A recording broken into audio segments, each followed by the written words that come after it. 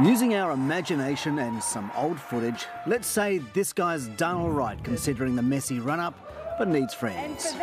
And compared to the last leader, this guy's done better, but also needs a friend.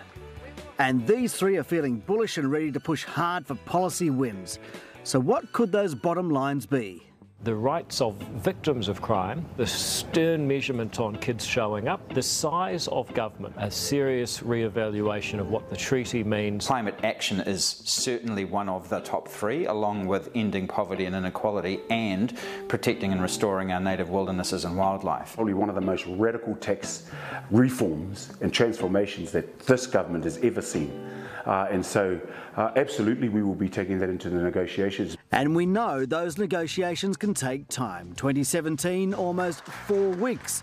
1996, MMP's debut, the same man took 8 weeks. But what if the major party, National or Labour, won't agree to those bottom lines? It will mean a minority government, with minor parties sitting on what's called the crossbenches. Minor parties may say, look, we're going to allow governments to form and give those votes to allow them to run the country, but not actually join the government and not give them the votes on anything beyond that, which would mean that government wouldn't have the votes in the House to pass their ordinary legislation. So essentials like the budget would be supported and everything else would be up for debate. At the end of the day, we're quite happy to continue from the crossbenches. It's certainly the last option. I mean, it is. I mean, honestly, your ability to affect change without being in government is dramatically reduced. If the Nats don't want to play ball, we're not going to sell out for the baubles and make bad policy. Life's too short for that. But should they do that? United Future's Peter Dunn negotiated 5 confidence and supply agreements. His advice, stay off the crossbenches. It sounds all good and noble, but in reality they will have little influence. Their only influence will be to say yes or no. They won't be able to advance too many of their own policy initiatives. But the minor parties still have one major play, blocking any vote on confidence or supply, like the budget.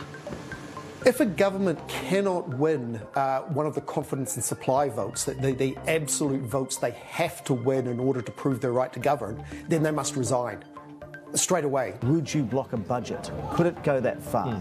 Or would you just rule that out? Yeah, it's definitely, look, all options are on the table. All options are on the table? Yep, so you ask, would we ever force a snap election? That is absolute last resort that you would avoid at all costs. It has happened twice. 1951, Sydney Holland went to the polls over the dock workers' strike. A quick campaign strategy. And then there's the 1984 Schnapps election, so called because Robert Muldoon appeared to have been drinking. That doesn't give him much time to run up to an election, Prime Minister. Doesn't give my opponents much time to run up to an election, does it? You know, you'd have to be pretty toxic in order to actually collapse a government, and I cannot foresee that. In terms of the budget, I don't think we would be reckless in the way we do things, but there must be conditions as according to our movement to ensure that that isn't jeopardised. So a snap election unlikely, even if there is a minority government.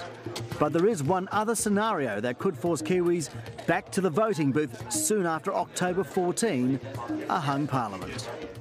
So you could have, Labour, Greens, Māori Party having 60 votes, National Act having 60 votes. And if you have a 60-60 split in that way, no one has a majority. One poll in April predicted just that. The Talbot Mills poll put both blocs evenly split, with waka-jumping legislation preventing even one MP defecting. That could mean Parliament would have to be dissolved. Then the only option is to have a new election and see if a new election produces a different arrangement in the House. Another election?